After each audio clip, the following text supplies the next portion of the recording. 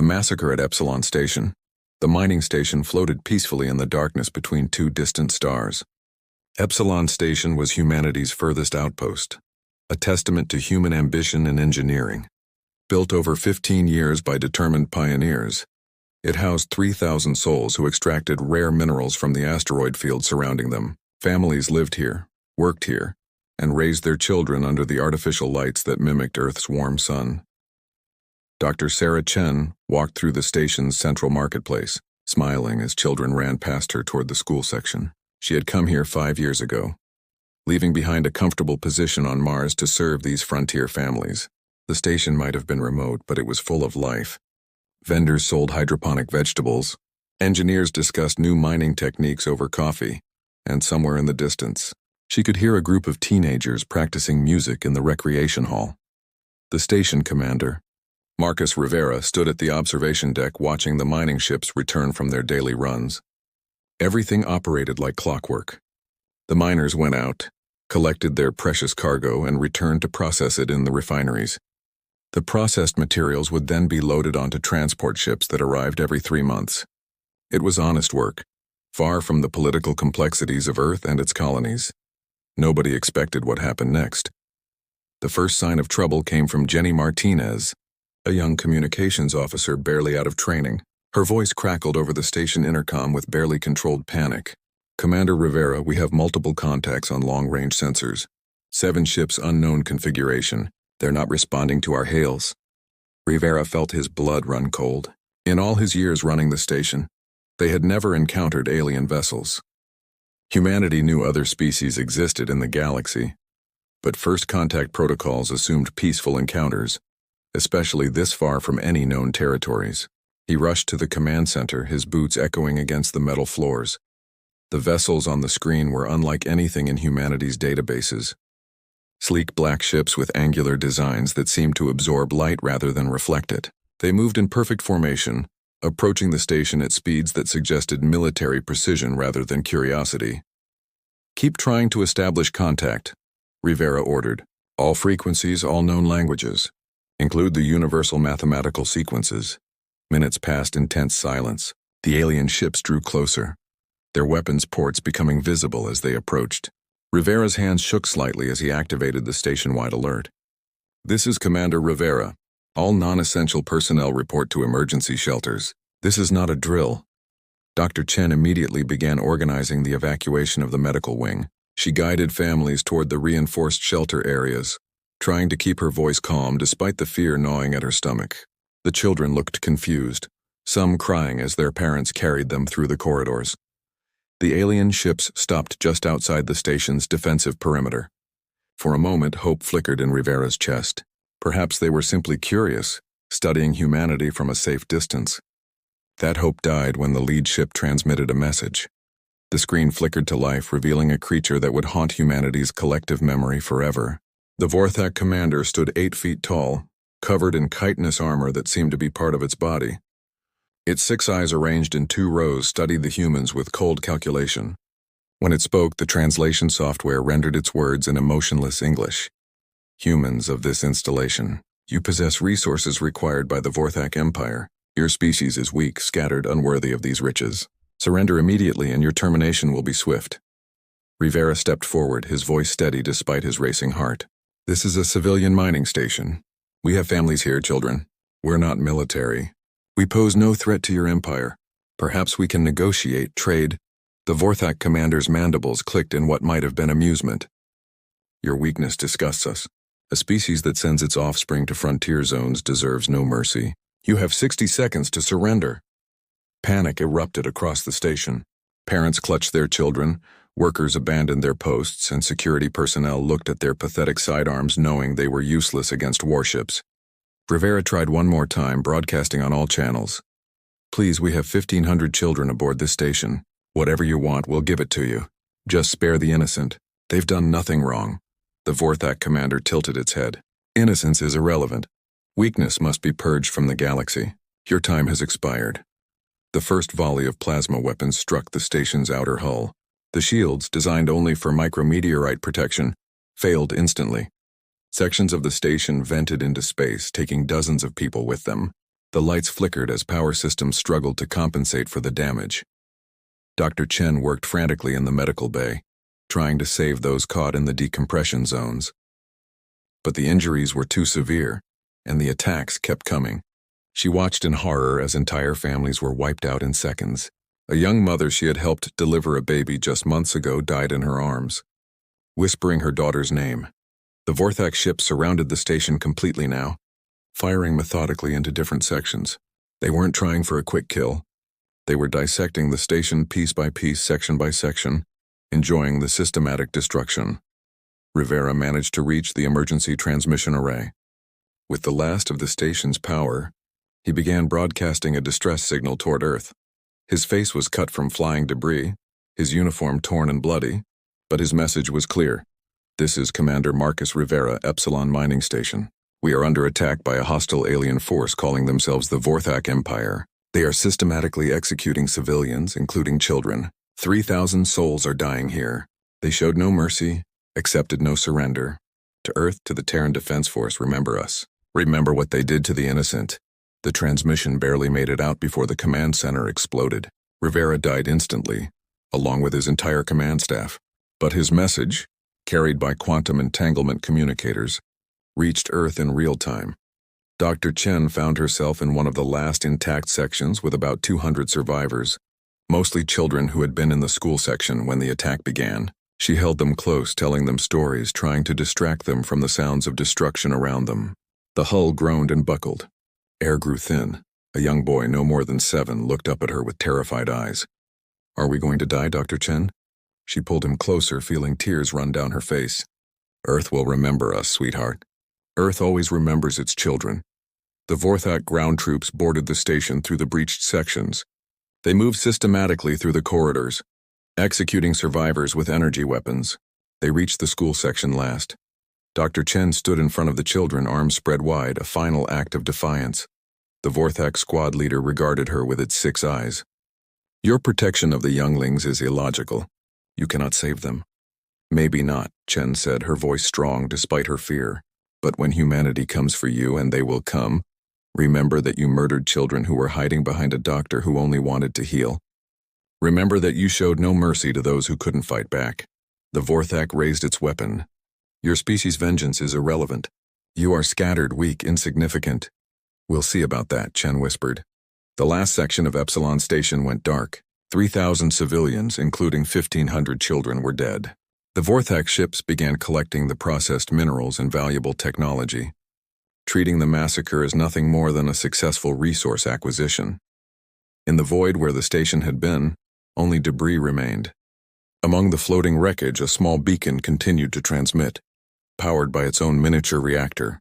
It repeated Rivera's final message over and over, a digital scream in the darkness that would soon reach every human world, every military installation, every ship in the Terran fleet. The Vorthak Empire had made a fatal error. They had judged humanity by its peaceful expansion, its civilian stations, its families living on the frontier. They had not yet met the other side of humanity, the side that had once turned its own homeworld into a battlefield for centuries, the side that had developed weapons capable of cracking planets, the side that had sworn never to use such power unless the innocent were threatened. That oath had just been broken. The innocent had been slaughtered, and somewhere in the Sol system, in secure facilities buried deep beneath Earth's surface, humanity's true military might begin to awaken. Humanity's wrath unleashed. The emergency session of Earth's Defense Council convened in the deepest bunker beneath Geneva. Representatives from every human colony, every military branch, and every major corporation appeared as holograms around the massive circular table. At the center, the recording from Epsilon Station played on repeat. Commander Rivera's bloodied face, Dr. Chen's last stand, the children's screams, all of it burned into the minds of those watching. Admiral Zhang Wei, commander of Earth's Strategic Response Fleet, stood slowly. The decorated officer, known for his calculated approach to warfare, spoke with barely controlled rage. 3,000 civilians, 1,500 children, executed like animals. He paused, letting the weight of his words settle. The Vorthak Empire has committed an act of war against humanity. They targeted those who couldn't defend themselves. They must learn what that means. The council voted unanimously. For the first time in 50 years, humanity would mobilize its full military might. Not the patrol ships that protected trade routes, not the defensive platforms around colonies, but the real fleet. The ships humanity had built in secret after first learning they were not alone in the universe. Deep beneath Mars, massive hangar doors opened for the first time since their construction. The TRS Retribution emerged first, a battleship 2 kilometers long, bristling with weapons humanity had hoped never to use.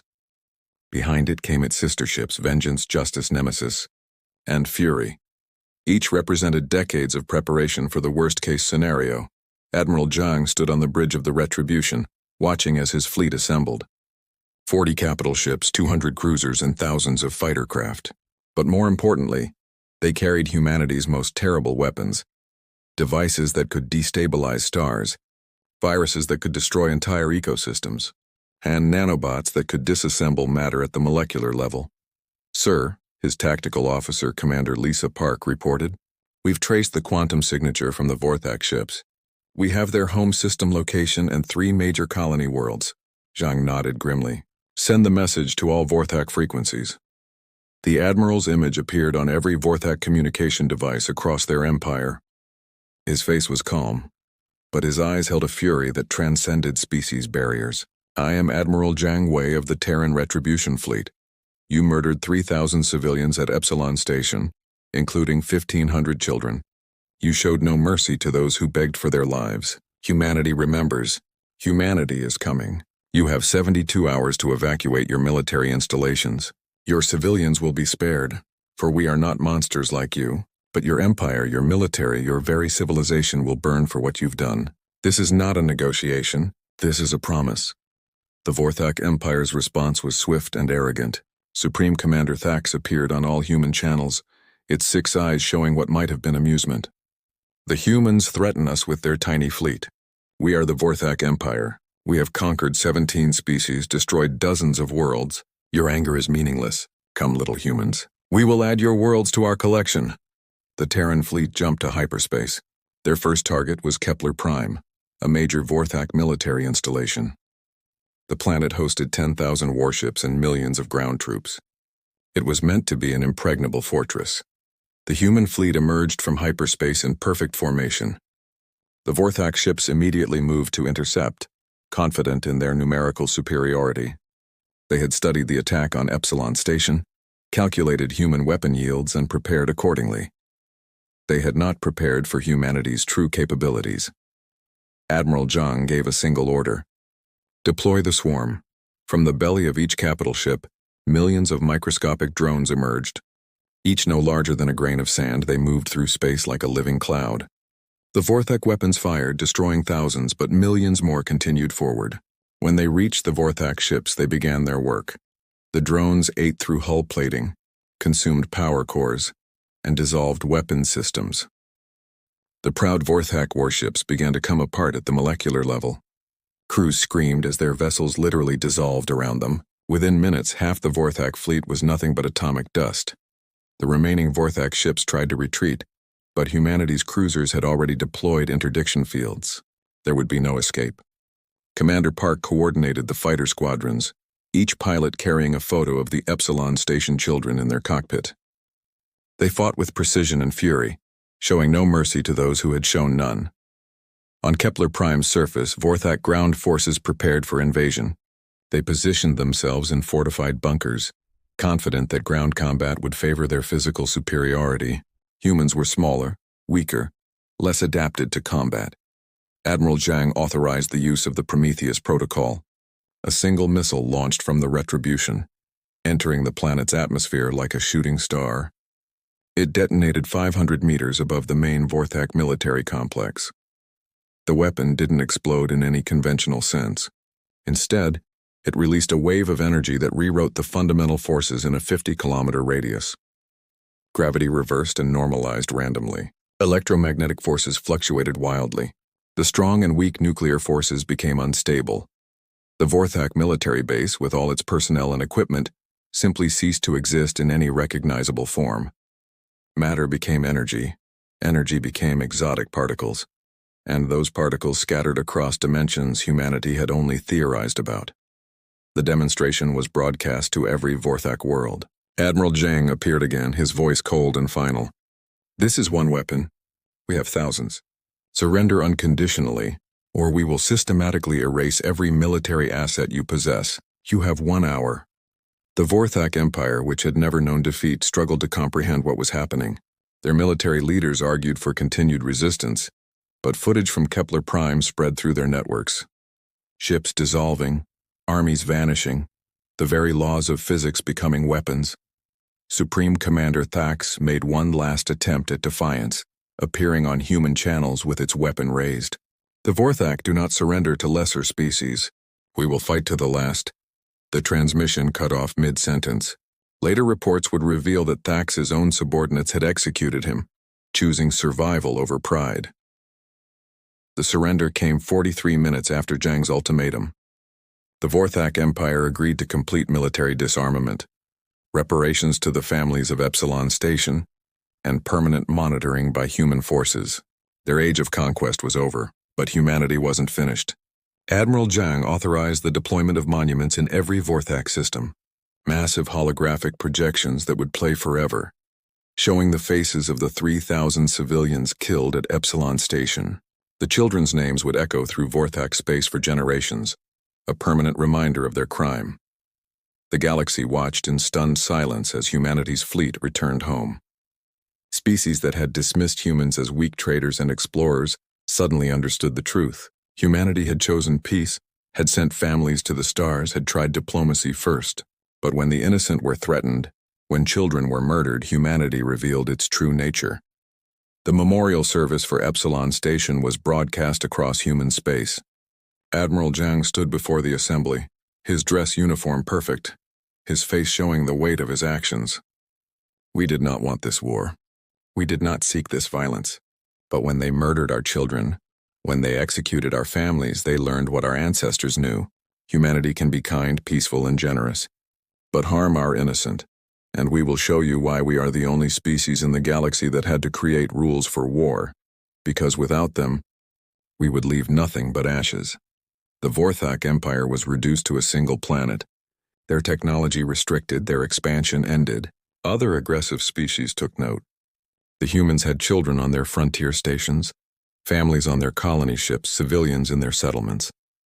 And touching them, harming them in any way, would bring a response that defied comprehension. Earth's Council issued a new doctrine that would be transmitted to every corner of the galaxy. Humanity extends friendship to all who seek peace. We offer trade, knowledge, and cooperation to those who respect life. But know this, our mercy extends only to those who show mercy. Target our civilians, harm our children, and you will learn why our species' greatest struggle has always been controlling our own capacity for destruction. We choose peace. Do not force us to choose otherwise. The galaxy had learned a valuable lesson. Humanity's greatest strength wasn't their technology or their numbers. It was their love for their own, especially the innocent. And that love, when transformed into fury, could reshape the very fabric of space itself.